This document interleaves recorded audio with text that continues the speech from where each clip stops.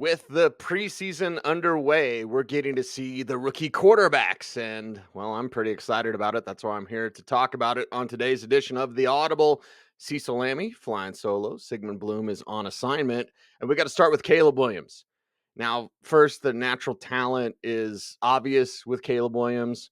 The Bears trounce the Bills.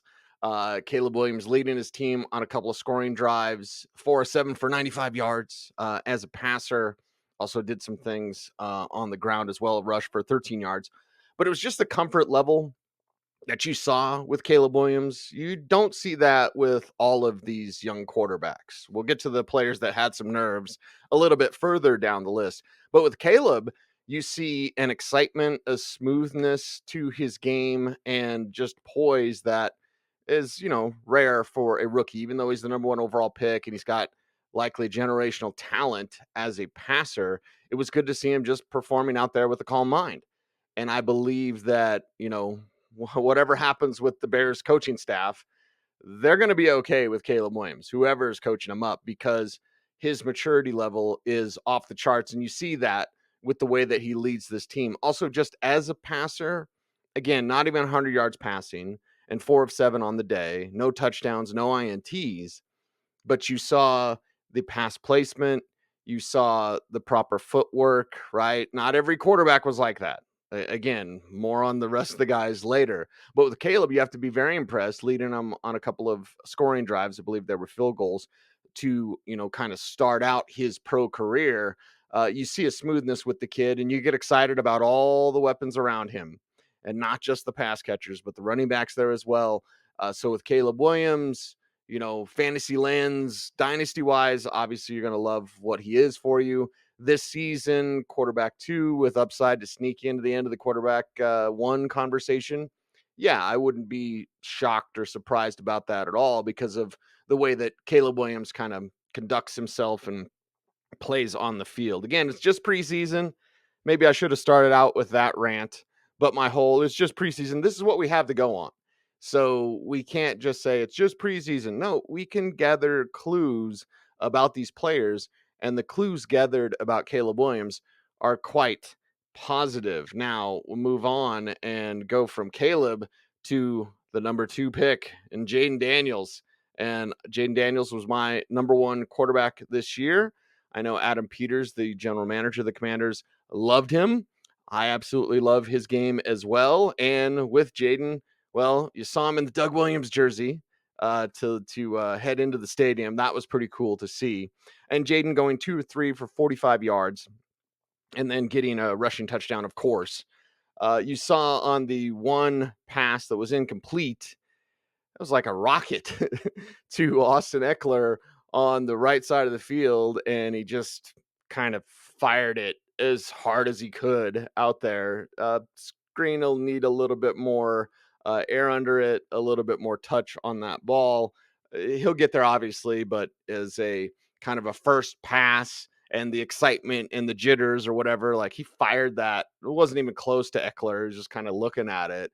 But I want to go to a play that he checked out of, and this is coming from Dan Quinn, because on his big pass play, De'Ami Brown had it. It was 42 yards. And again, he passed for 45 yards on the day. So it was a majority of his pass yards came on one play to De'Ami Brown. And Dan Quinn said after the game that Jayden was going to ask for forgiveness rather than permission because he checked out of a shorter play. And with Jayden Daniels, similar to what we saw with Caleb Williams, it was nice to see the college tape show up on the pro tape. Again, just preseason, one game, a few passes, like whatever, but college tape showing up on pro tape, that's a good sign. With Jayden on that play, beautiful throw. Absolutely beautiful throw. And with Jayden Daniels, that's what you expect. One of the reasons that I love him so much, it isn't his rushing ability, which is elite. It's the fact that he throws the prettiest deep pass I've seen in a long, long time. And you saw that there. And it shows a lot of confidence, borderline arrogance for a rookie in his first game to go basically against the coach's wishes, check out of a shorter play, go to the long play, throw a dime, and look really good doing it. So with Jayden Daniels, again, just barely just a few passes, but we'll give it an A+ for that performance, that rushing touchdown. Of course, you're going to see that with Washington, the Commanders, that offense with Cliff Kingsbury running it should be quite robust and of course quite fun to watch. Is it fun to watch Drake Maye, or does he have a Joe Milton problem? Now I'm only doing the first rounders, so you won't get a Spencer Rattler update, but with Joe Milton kind of overshadowing Drake Maye, and Drake Maye, we already have the camp reports of like, well, I mean, Jacoby Brissett probably looks like the starter now, and Drake Maye going 2 of 3 for 19 yards. After the game, May had talked about like his nerves and how, he was nervous, and it was good to be nervous and you get it out of your system. Like, that's fine. But if we go based off the drum beats, now dynasty wise, of course, you love Drake Maye, and he's got the arm and he's got the rushing ability. The physical gifts with Drake Maye were very easy to see before the draft. I think it's kind of honestly asinine to just be like, he's not that good. No. He's got the physical gifts, but it's asinine just to think that it's only physical that gets you by. It's the mental skill set as well. I think it's a terrible situation for him. I could totally be wrong and hope Gerard Mayo has all the success in the world, but that was a pick that was pushed on by the owner. And it's like, okay, well, did you really need to do that in Gerard Mayo's first year without Bill Belichick in 20 plus years, 24 years, whatever the number is? Like, did you really need to get the rookie when you could have just kind of saw what you had and the other players and get your rookie next year? Because they're probably going to be picking in the top 5 again, you would imagine, with New England. It's very odd. So, Jacoby Brissett has been the most consistent quarterback in training camp. Drake Maye wasn't good in his debut, didn't have a lot of chance to do much of anything, wasn't great. And then Joe Milton comes in, and Milton has the howitzer, and he actually doesn't like the nickname Bazooka Joe. I called him that at the Senior Bowl because his tight end McCallan Castles told me that at the Shrine Bowl, like, oh my God, Joe, Bazooka Joe. So I called him Bazooka Joe. He's like, I don't like that. So everyone else calls him Bazooka Joe, whatever. But like, Drake Maye has a Joe Milton problem, and I don't think this is any sort of Kirk Cousins, Robert Griffin III sort of issue, although I do appreciate Milton's game. He's got a huge arm, and he's a smart player, learned 2 systems, of course, Michigan and Tennessee. I'm talking more about Milton because he did more, and he got the fans buzzing. It's preseason, of course, but if you're Drake Maye, you're hoping for a better performance as the preseason goes on. We'll see if the kid can actually do just that. I think perhaps the best quarterback in this class, when all is said and done, it just might be Michael Penix, right? As far as passing mechanics, Michael Penix it's ugly because it's left-handed and it's sidearm, but he knows exactly where to put the football. Like watching him throw again, maybe the release is ugly, but the placement is on point. The footwork is on point. The leadership is on point with Penix. I talked to him at the combine, talked about his leadership and through the adversity that he'd had in college at Washington, throwing to a bunch of weapons now that are all in the pros. And now he's got a bunch of weapons and a great offense with Zach Robinson, my dude, my guy, running the show there in Atlanta. Michael Penix goes 9 of 16 for 104 yards in this one and kind of slinging it all over the field. They had that big one to Chris Blair, a big 41-yarder on the day. Blair had 2 catches for 45 yards, most of it on that one from Penix. So again, 9 of 16.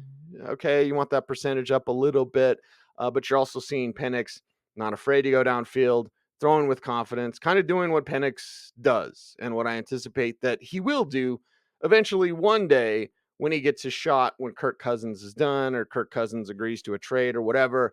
Atlanta wanted him for a long time. I've talked about it on this show about how the Falcons had kept that pretty close to the vest. James Palmer knew about it. We did the draft together, and so he was just waiting to be able to say that. But this was a plan the Falcons had for a long, long time. Kirk Cousins, hope he's going to be ready for week 1, and everyone says that, and like hope he can still play at a high level. But we know in this game things fall off really quickly. And whether Cousins gets banged up again, which we hope it never happens, but we also deal in reality. The reality is the Falcons got a damn good one in Michael Penix, and the debut was what you expected. Again, we're kind of seeing that um, based on the fit. I think that's kind of the important note here. Drake Maye, the fit seems odd, and I feel bad for Maye because if he was with Minnesota, which the Vikings really, really wanted him and should have moved up, although the Patriots emphasized, and I still remember at the owners' meetings, I went up to Adam Schefter and I said, hey, because New England guys talk now. They didn't talk with Belichick when he was there.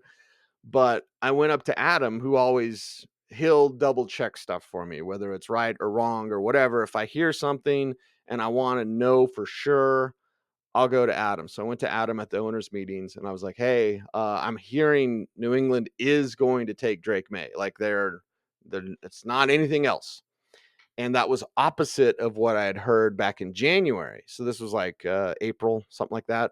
But in January, it was move back into the end of the first and get Michael Penix. Then it became we're taking Drake Maye. And that's probably from Robert Kraft, who at the owners' meeting is like, we need a franchise quarterback. Well, did you? Like this year, did you? Could you waited for Quinn Ewers, Shooter Sanders? Anyway, that's a different conversation.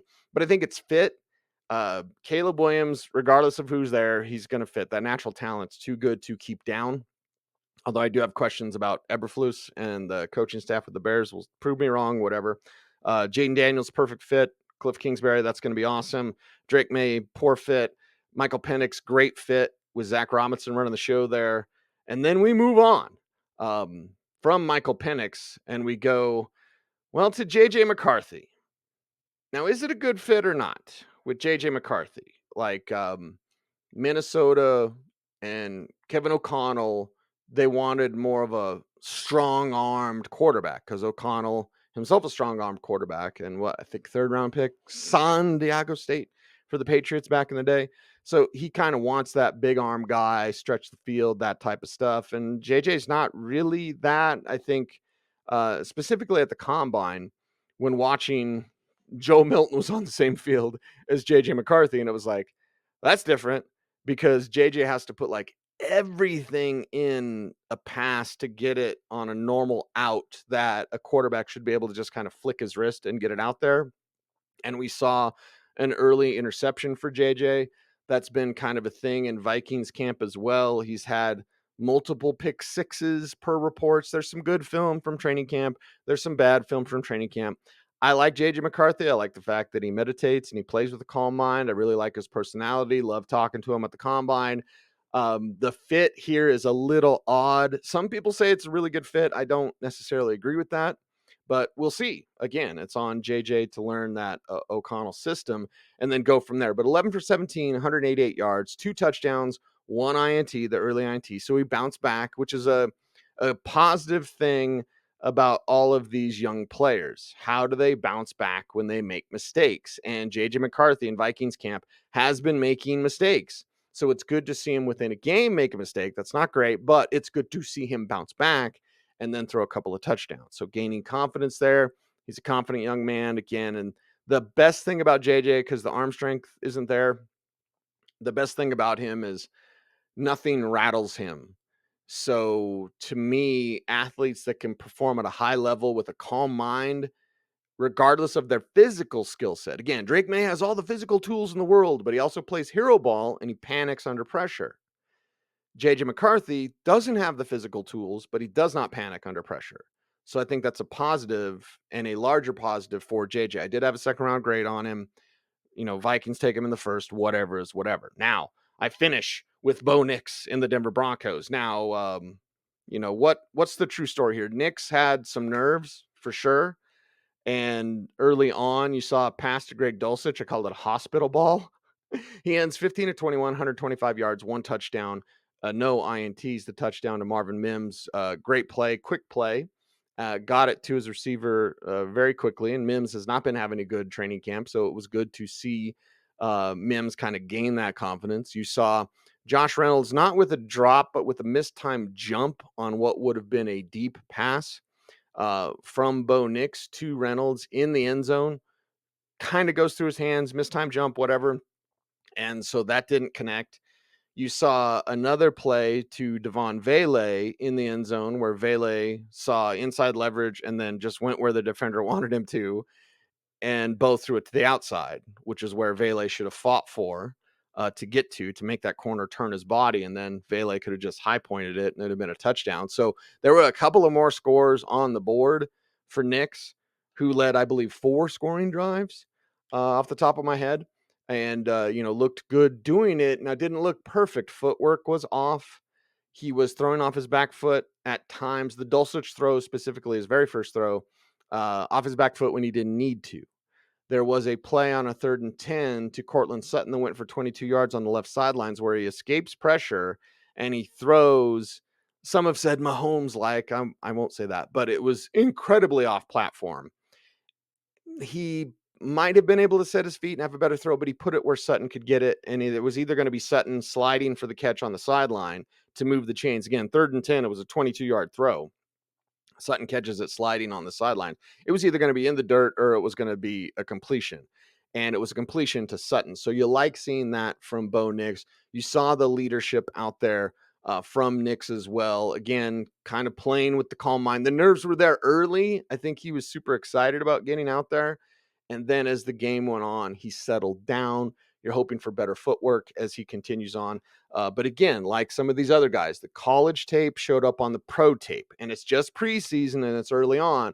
But this gives you good signs for what these players can be and will be in the future for their NFL teams and for your fantasy team. And speaking of for your fantasy team, how to help out? We'll go to footballguys.com. First up, we got a free daily newsletter. Every day, hot and fresh to your inbox, the top NFL stories from around the world of football. It's right to your inbox with stories and takes written by Bob Harris, Sigmund Bloom, Cecil Lammey, third person, and Joe Bryant. It's a hell of a coordinary. If you're talking about, fantasy information, it's Football Guys. It's our free daily newsletter. So sign up for that and come get a taste of what we've got at footballguys.com. And then, of course, to support the show, because this is the 19th season of the Audible. And Sigmund and I really appreciate you all very, very much. Been on YouTube forever and ever. And, want to help us grow the YouTube channel. We actually have 3 YouTube channels now for Football Guys. So subscribe to them all. The Dynasty channel, the Fantasy Football channel, and, of course, the Audible. Subscribe to us, please. And then if you want to support the show, we don't do any silly super chats. Just go ahead and subscribe to footballguys.com. Great price. Tens of thousands of pages of information will be available for you to our subscribers during the regular season at footballguys.com. So you want to dominate your league? You want to win your league? Well, that's what we're here for. We're here to help you. You're the hero. We're the guide. We are footballguys.com. I am Cecil Lammey saying thanks for watching, everyone. Stay tuned, and would you please stay frosty?